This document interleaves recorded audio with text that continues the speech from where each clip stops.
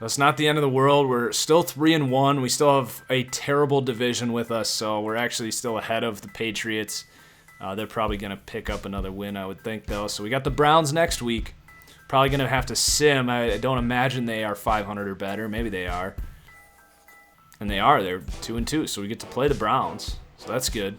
At this point, do we consider any trades? We are 3-1. You know, are there any edge rushers that would be potentially on the market? I'm trying to think as this is simming here. Could talk to like Denver about Barrett maybe. That could be an interesting move. Let's just kind of look at the standings and think who maybe would be selling at this point as we are getting closer to the trade deadline. So the Bills are 0-4. Probably not going to make an interdivision trade. The Ravens are 0-4. They have a lot of edge rushers. The Raiders, maybe Bruce Irvin. He would definitely fit this scheme. The Dolphins, they have a lot of edge rushers. They wouldn't trade Cameron Wake to us, would they? Who was that? It's going to be embarrassing for not being able to think of this right now, but the Dolphins traded one of their legendary pass rushers to the Jets. This is going to drive me crazy that I can't think of his name. Jason Taylor. They wouldn't consider trading Cameron Wake to us, would they? Let's try it. They need a middle linebacker, wide receiver, quarterback. You guys want Teddy? Send Teddy back to Miami? Let's just test the waters here, see what they say. It's actually not, like, that far off. Teddy and a pick, I actually think this is pretty freaking realistic because when the Jets signed Bridgewater, they had no idea they were going to get Sam freaking Darnold. They have no attachment to Teddy. They need edge rush help. They're bad. We're pretty good.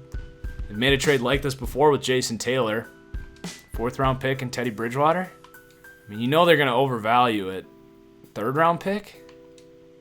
It's a little more than I want to give up, but oh, we're so close. We just got to throw in like a future pick or probably wouldn't. It's not very realistic to include another player here. Give them a future 6th. Come on, take it. So close. Come on. You're going to make me give you a future 4th too? This is way too much, but I've just fallen in love with this idea. Ugh. Future 3rd. I think this is going to do it. That's a lot of draft capital to give up. All I know is Cameron Wake, you better not freaking retire after the first season. So there it is. Big trade. I like it, though. I think that's pretty freaking realistic, other than the value of the picks, but that's sweet. Now, our scheme kind of gets awkward now. I think we should switch to a 4-3, honestly. I mean, okay, not necessarily. We already run that 4-2-5 nickel in this scheme, so we don't necessarily have to change our entire playbook. But the only thing is, in a 3-4 base, Cameron Wake really doesn't have a place on the field for us. So it's almost like Wake wouldn't be a starter. And because we're simming here and because we already kind of do run that 4-2-5, I think just logistically with the way this game works, we're going to change our scheme to a 4-3. You know, if I was playing every game, calling every play, I wouldn't run that quote base defense very much, and when I did, I just wouldn't have Cameron Wake on the field in a 3-4. So I'm trying to think of kind of an aggressive 4-3 style defense. I think the Chargers is kind of a similar fit. You know, they do some weird things with Bosa and Melvin Ingram. They definitely run sort of the modern version of a hybrid where they'll put Ingram with his hand on the ground, they'll put Bosa standing up off the edge, and a lot of different things. So that seems like a good fit for what we want to do here. But that does mean we need to change around our positions here. So I'll skip ahead here. All right, so this is what our roster looks like now. We got Cameron Wake, David Bass, Jenkins, Josh Martin, and Malden as our DNs. Leonard Williams gets a little bump, moving to D tackle. I think he was an 88 as an end. We'll actually probably start Henry Anderson and then move McClendon down just because McClendon's more of that nose tackle. Doesn't have as much of a scheme need in a 4-3. Darren Lee gets a bump up, moving to what would be a more natural position for him, sort of that 4-3 outside where he can utilize his speed but not have to get nasty in the trenches, which is where he's really struggled. I think we'll also actually have to make Kevin Minter an outside here because we don't have a ton of depth. Probably actually going to need to sign a linebacker here because we only have 4 in this situation.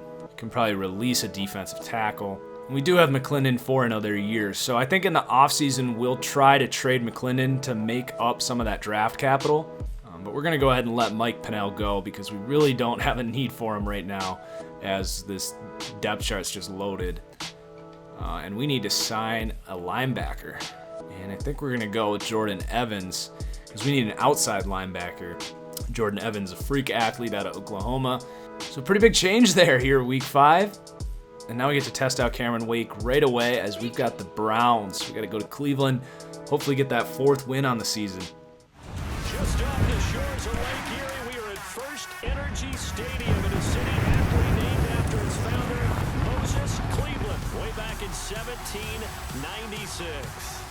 The folks here in Cleveland, even though all the down years, have never stopped supporting their hometown guys, and we got evidence of that a moment ago as the Browns made their entrance.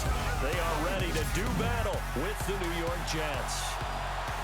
Hi again, everyone, with Charles Davis. I'm Brandon Gaudin, and Charles, we look at this Browns ball club. The losers their last time out, so they'll look to make amends here. Low-scoring game off the bat here, 3-0. So we're going to take over in the red zone here with Cam Wake. Get him. Nice. New look Cleveland here. It looks like Tyrod Taylor is the starting quarterback for the Browns in week 6. No Baker Mayfield.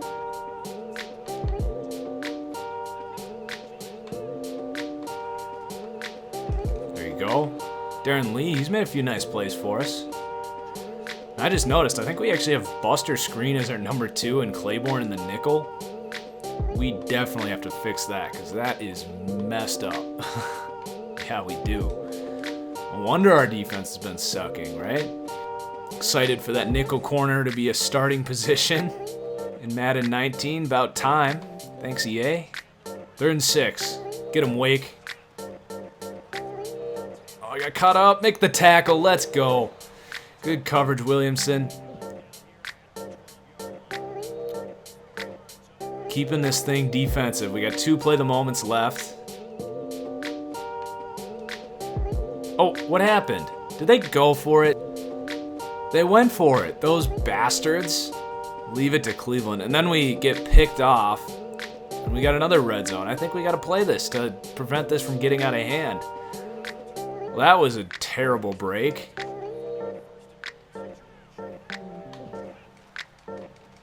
Nice, Williams. Beast. 15th tackle this season. Get him again. Come on. Ugh. Can't catch a break this game. Now we only have 1 play the moments left. We're going to need some kind of offensive drive or something. We're only down 1 score as we get another field goal. Driving again here, another field goal.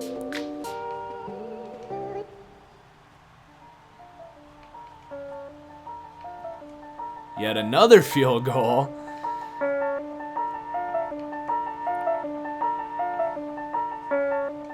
And wow, 5 first half field goals. Just imagine if we were scoring touchdowns there.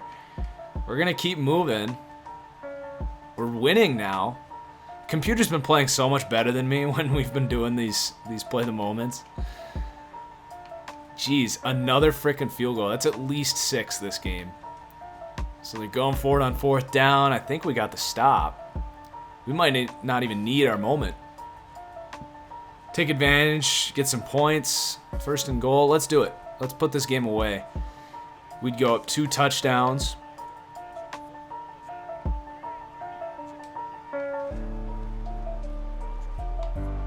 Nice. Oh. Pretty inefficient day for Crowell there. 20 for 72. But we do have 400 yards, which means Darnold must be having a good day. Other than that costly interception.